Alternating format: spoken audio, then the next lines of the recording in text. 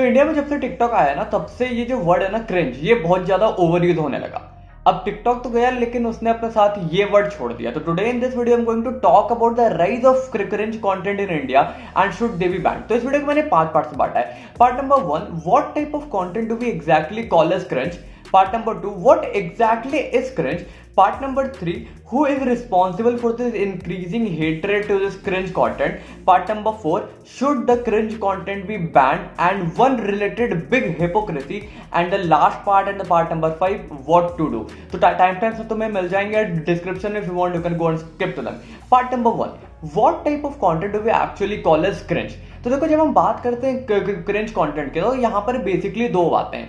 वो दो बातें ये है कि अगर कोई कंटेंट मेन स्ट्रीम ऑडियंस के इंटरेस्ट में, मेन स्ट्रीम ऑडियंस के लाइक्स में फॉल नहीं करता तो हम उसे बोल देते हैं क्रिंज। या फिर अगर कोई कंटेंट हमें कुछ सिखाता नहीं है तो हम उसे बोल देते हैं क्रिंज। तो अब जैसे एक बात मान लो, तुम अमित भड़ाना की वीडियो ले लो, इसको जो हम लोग हैं हम बहुत ज्यादा बोलते हैं कि अमित भड़ाना क्रिंज है, क्रिंज है, क्रिंज है।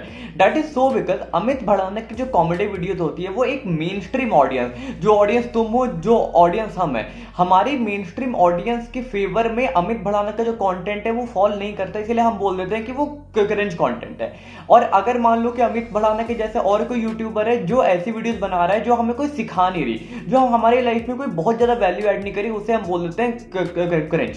अब जैसे मैं तुम्हें एक दो एग्जांपल दूं तो जैसे ये जो भाई बहन कंपाइलेशन की वीडियोस होती है, या फिर ये जो कॉमेडी स्केचेस होते हैं जो पिछले 5-6 सालों से आ रहे हैं और अभी भी वो बन ही रहे हैं, या फिर तुम ऐसे जो टोने टोटके की वीडियोस होती है, या फिर तो सच में जो फेस सेटिंग चैलेंज, ये जो फेक प्रैंक्स होते हैं, जो फालतू की वीडियोस होती है, इसको हम बोलते हैं यहाँ पे क्रिंज कंटेंट।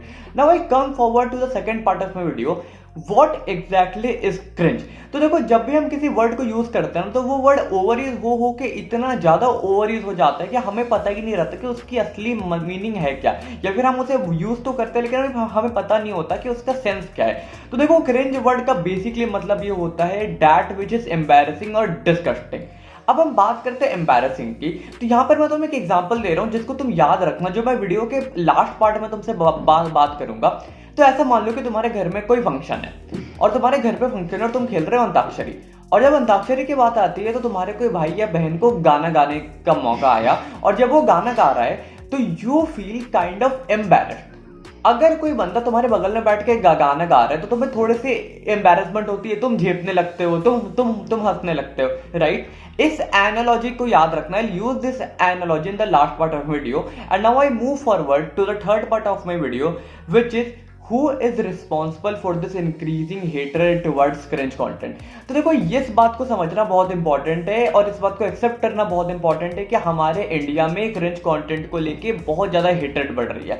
नाउ यहाँ पर ये क्रिंज कंटेंट क्या है इसको मैं बिल्कुल ऑब्जेक्टिवली डिफाइन नहीं कर रहा हूँ, लेकिन एक जनरल परसेप्शन में तुम्हें पता है कि मैं किस कंटेंट की बात कर रहा हूँ। अब ये जो इंक्रीजिंग हेट्रेड है ना, कि अगर कोई बंदा अमित भड़ाना की वीडियो देख रहा है तो हम उसे हेट करते हैं, अगर कोई बंदा अमित भड़ाना को पसंद करता है तो हम उसे हेट करते हैं, अगर कोई बंदा फैजू है, आमिर सिद्दीकी है, या फिर टिकटॉक देखता है, या फिर इतने जैसे भी शॉर्ट वीडियोस है, रील्स देखता है, तो हम उसे हेट करते हैं। और ये जो हेट्रेड है वो पिछले 2-3 सालों से बढ़ती ही जा रही है, और जब से टिकटॉक बैन हुआ तो ये चीज और बढ़ती गई और बढ़ती गई और बढ़ती गई। यहां पर मजे की बात ये है, जब टिकटॉक बैन हुआ ना तो आधे लोगों को इसलिए खुशी मिल रही थी कि टिकटॉक बैन हुआ ड्यू टू क्रिंज कंटेंट। उनको पता भी नहीं था कि जो टिकटॉक बैन हुआ it has not been ban due to cringe content, लेकिन ये बैन हुआ है ड्यू टू डेटा वायलेशन।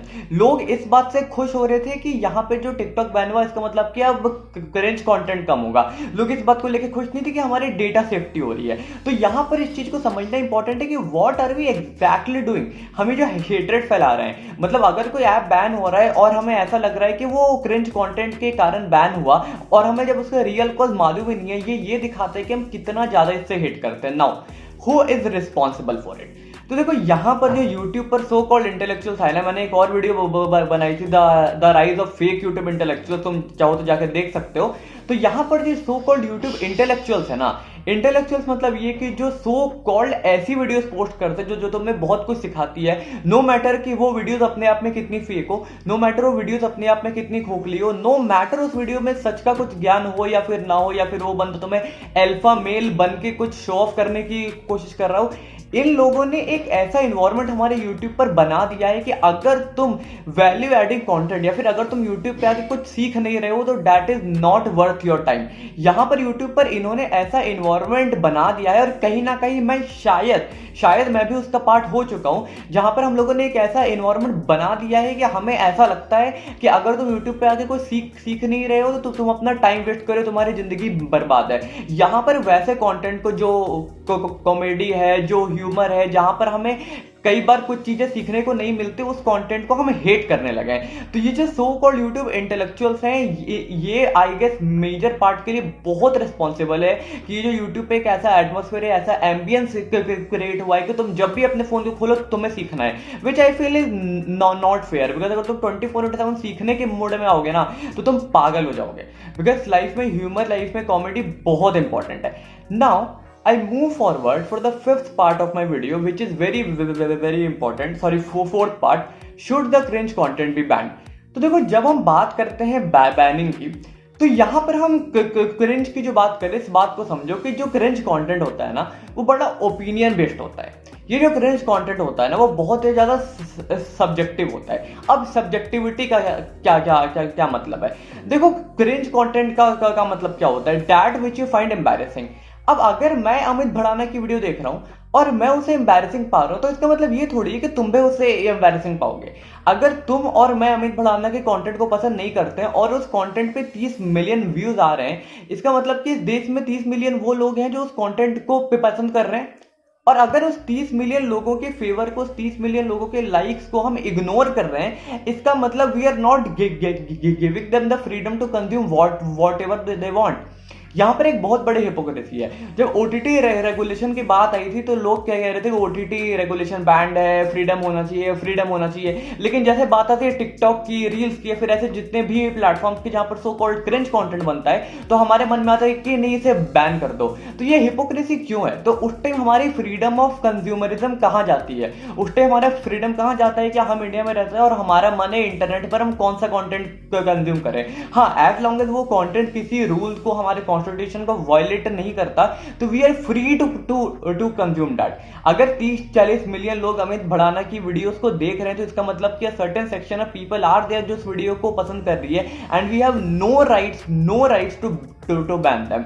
जब टिकटॉक के भी बैन की बात हो रही थी, तो आई सेड कि आई सपोर्ट टिकटॉक बैन अगर वो डेटा वायलेशन के कारण हो, ना कि क्रिंज कंटेंट के कारण। क्योंकि जब हम क्रिंज कंटेंट की बात करते हैं तो दैट इज आवर ओपिनियन, और हमारा ओपिनियन किसी की रियलिटी नहीं होती है।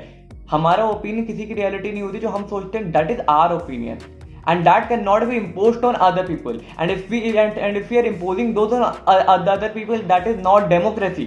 यहाँ पर हमें लोगों को फ्रीडम दे देनी चाहिए।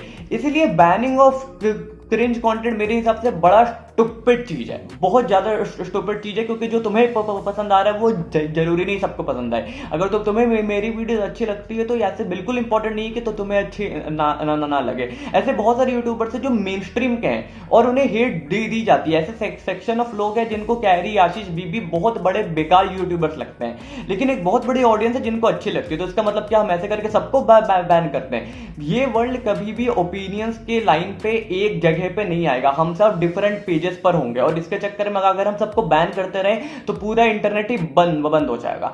But now the question is what to do, and here starts my fifth and the last part of my video, what to do.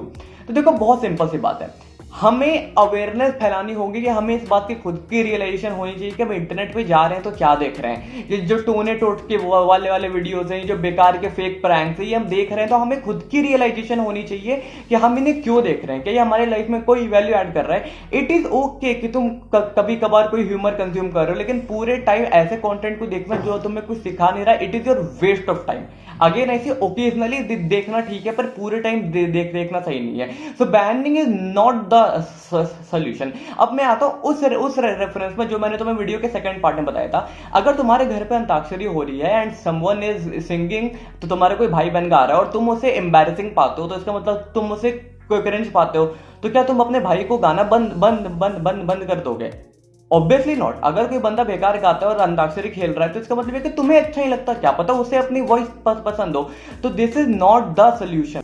Solution ये है कि तुम्हारे इस बात को समझना इंपॉर्टेंट है कि हमें जब तक खुद की रियलाइजेशन नहीं होगी हम क्या कंज्यूम कर रहे हैं, क्यों कंज्यूम कर रहे हैं। इंस्टाग्राम पर भी तो तुम जाते हो, इतने मीम्स तुम पूरे दिन स्क्रॉल करते हो, रैंडम स्क्रॉलिंग करते हो, तुम्हें उस बात की रियलाइजेशन नहीं है। लेकिन अगर कोई बंदा अमित बढ़ाने का कंटेंट देख रहा है तो तुम्हें लगता है वो बेकार है। अगर कोई टिकटॉक देख रहा है या फिर अगर वैसे कोई रील्स देख रहा है तो तुम्हें लगता है वो बेकार है। तो it is all about realisation. जिस जगह पर क्वांटिटेटिव डेटा नहीं है वो ओपिनियन है, और जहां पर ओपिनियन है वहां पर एक बहुत बड़ा एक सटीक कंक्लूजन लाना बहुत अजीब सी बात है और बड़ा इम्पॉसिबल सी बात होती है। अगर हम मेजोरिटी को भी साथ लेके के चले तो हमें ये समझना पड़ेगा कि अमित बढ़ाने का कंटेंट 40 मिलियन लोग देख रहे हैं, and 40 million is not a small number, वो बहुत बड़ा नंबर होता है। तो द ओनली सोल्यूशन इज कि लोगों को रियलाइज करवाना पड़ेगा, और ये चीज लॉन्ग टर्म में हो रही है। यूट्यूब इंडिया में मैं ये इवोल्यूशन होता हुआ देख पा रहा हूँ कि यूट्यूब इंडिया में भी अब ओपिनियन वाले चैनल्स की, जहां पर कोई सीखने सिखाने की बात होती है, उन चैनल्स का नंबर बढ़ रहा है। तो this is a good sign.